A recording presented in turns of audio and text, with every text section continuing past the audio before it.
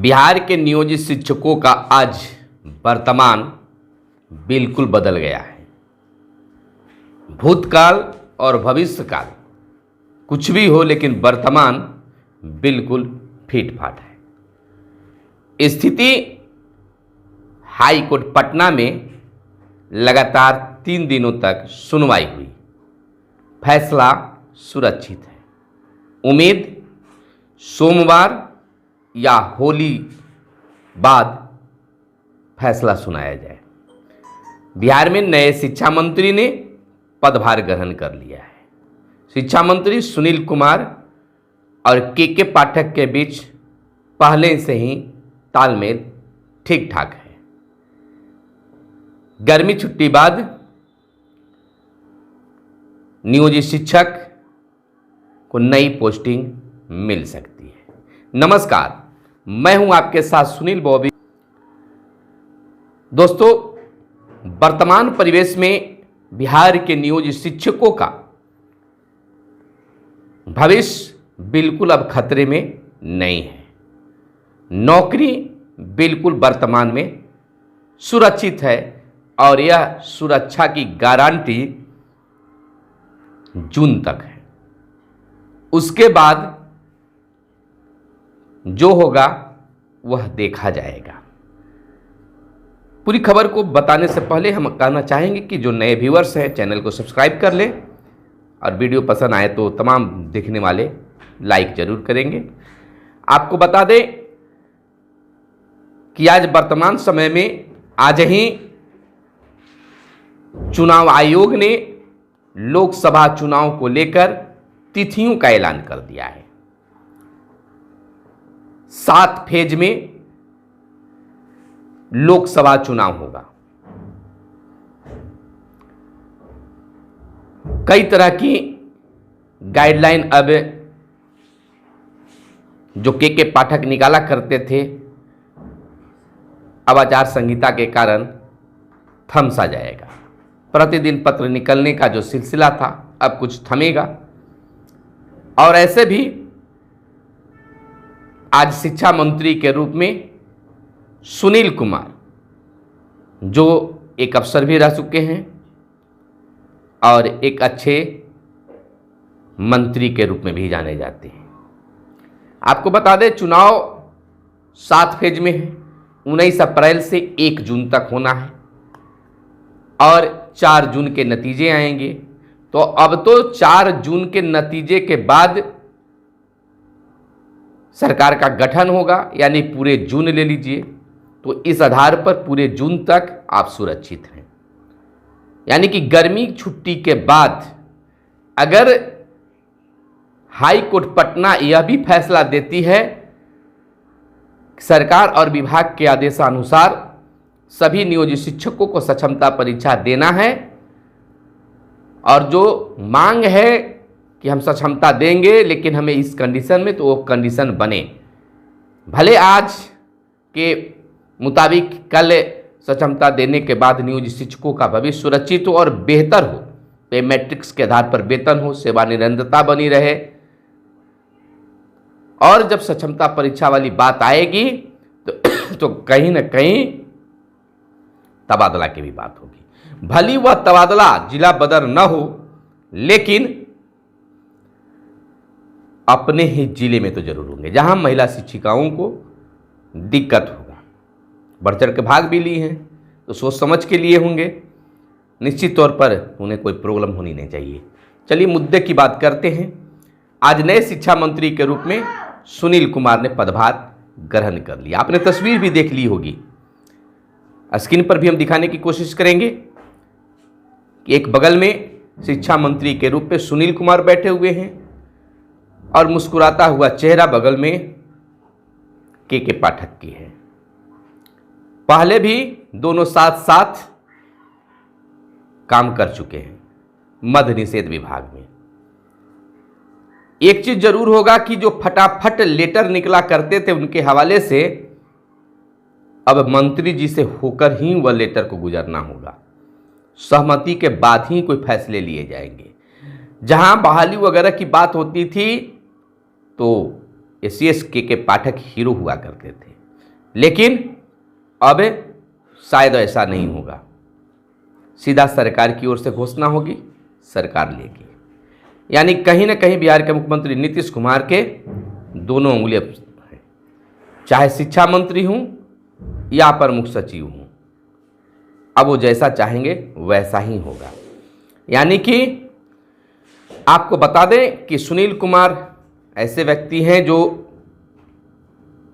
IPS के रूप में कहीं न कहीं के पाठक से सीनियर हैं, तो वहीं अब भी के पाठक से उन्हें आदेश नहीं बल्कि उन्हें आदेश देने का पावर है। तो जो के पाठक साहब अपने से खुद फैसला ले लेते थे, वह अब ऐसा नहीं होगा। उस समय याद कीजिए जब प्रोफेसर चंद्रशेखर महागठबंधन में शिक्षा मंत्री हुआ करते थे, दोनों की तनातनी चलती थी, अंततः वे शिक्षा मंत्री से हटा दिए गए। तो ऐसा कुछ नहीं होगा।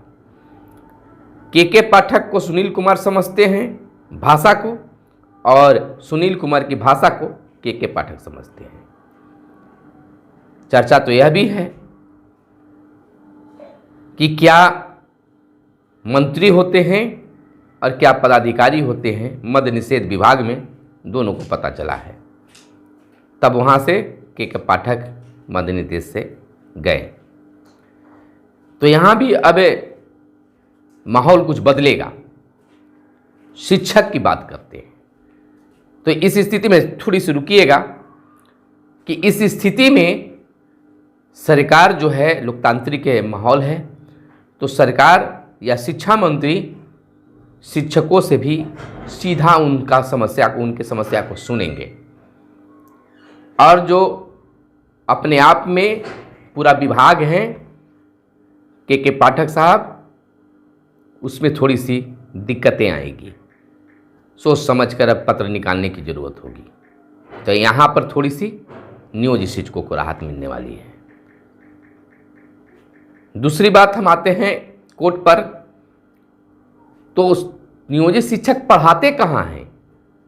वे तो हमेशा गर्दनी बाग में बैठे रहते हैं। यह खास टिप्पणी बिहार के पूर्व शिक्षा मंत्री और वर्तमान के महाधिवक्ता पीके शाही की है। फिर अपनी बातों को रख दिए, चाहे उस समय की बात को वो भूल गए जहां शिक्षकों ने उन्हें शिकस्त दिया था। एक समय था कि शिक्षकों के पक्ष से समान काम समान वेतन की लड़ाई को जीता था कि पीके शाही ने। आज नियोजित शिक्षकों के खिलाफ सरकार की महाधिवक्ता बनकर लड़ रहे थे, और इस तरह से नियोजित शिक्षकों को नीचा दिखाने का काम भी किया। लेकिन इस बार पीके शाही महाधिवक्ता जो हैं, वह कहीं न कहीं कोर्ट में शिकस्त, उनके चेहरे पर शिकन थी। पूछे जा रहे जज साहब के सवालों पर वे बिल्कुल ठीक ठाक मूड में नहीं थे। अलबत्ता उन्होंने कई सवालों के जवाब के लिए समय मांगा, और लंच के बाद विभाग से बात करके उन्होंने दिया। बहुत सारे सवालों पर कोर्ट उनसे संतुष्ट नहीं था।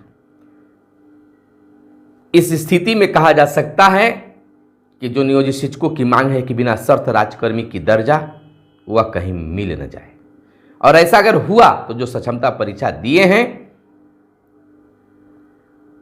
वे शायद मात खा जाए। लेकिन हर कंडीशन को सोचिए, सुप्रीम कोर्ट में भी ऐसा लगता था कि नियोजित शिक्षकों की जो भी मैंने फैसला सुनवाई हुआ उस आधार पर नियोजित शिक्षकों की जीत होगी। लेकिन जब सुरक्षित रखने के बाद फैसला सुनाया गया तो सरकार के पक्ष में हुआ।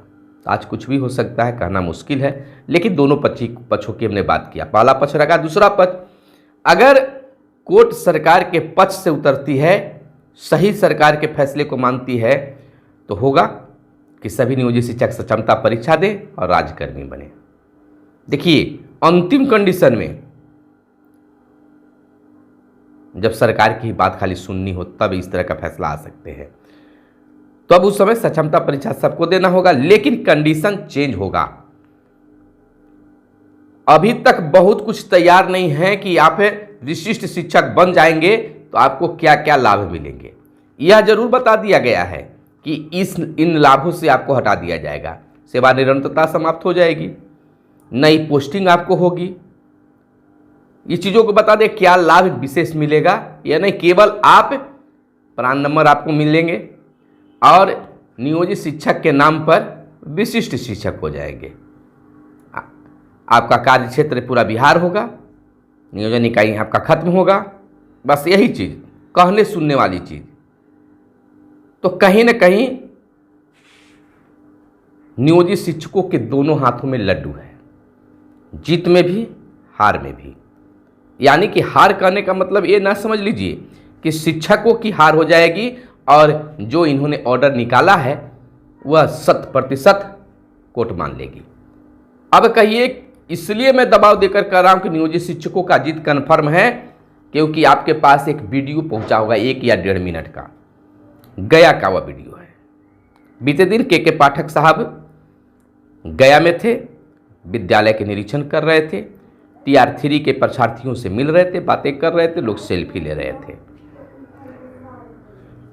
और जब उन्हें संबोधित करने की बारी आई तो नियोजित शिक्षकों की बात आ गई और उन्होंने कहा कि हमारे आदेश को आप मानते हैं, इससे हम बहुत खुश हैं और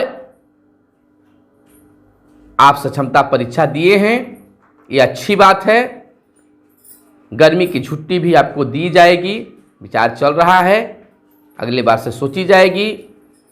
और इतना जोर देकर कहा कि जो परीक्षा दिए हैं पास करेंगे वे विशिष्ट शिक्षक होंगे और जो पास नहीं करेंगे वह नियोजित शिक्षक रहेंगे, या जो परीक्षा नहीं देंगे वह नियोजित शिक्षक रहेंगे। नौकरी जाने वाली बात तो अब कोर्ट में ही खत्म हो गया, इस पर मुहर लग गई, फैसला आएगा, सब चीज़ क्लियर हो जाएगा। जो लोग मौखिक बोला करते थे, विभाग मौखिक कह रही थी, अब वह लिखित रूप में हो जाएगा। यह बहुत बड़ी चीज़ होगी नियोजित शिक्षकों के लिए। इसलिए हम कह रहे हैं कि नियोजित शिक्षकों के हाथ में, दोनों हाथ में लड्डू है, तो हड़बड़ाने गड़बड़ाने की जरूरत नहीं है। और चाहे कुछ भी अब हो जाए, अब आपको जून तक आपके अपने विद्यालय से कोई हटाने वाला नहीं है, आचार संहिता लग गई है, तो अब जून तक आप बिल्कुल निश्चिंत रहिए, मौज कीजिए, होली मनाइए, धूम मचाइए। मेरे चैनल को भी सब्सक्राइब कर दीजिए, मेरे साथ जुड़े रहिए, बीच बीच में जो भी खबरें आती रहेगी हम बताते रहेंगे।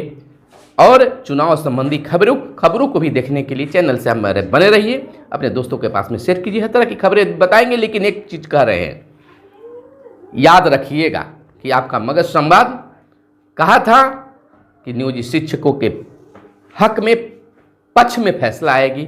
अब आपको बहुत कुछ मिलने जा रहा है। इस चलते हम अस्वस्थ होकर कह रहे हैं, क्योंकि के पाठक साहब की अब बोल भी बदल गई है। तो कहीं ना कहीं अब शिक्षा मंत्री सुनील कुमार की ओर से भी और कोर्ट से भी बदलाव उनमें आएगा। देखना यह होता है कि आपकी खुशी कैसी खुशी मिलती है और कब खुशी मिलती है। इंतजार कीजिए सोमवार या होली बाद। फिलहाल कैमरे के पीछे है मिस्टर साहिल, फिर मिलते हैं अगले वीडियो में, तब तक के लिए दीजिए इजाजत, धन्यवाद।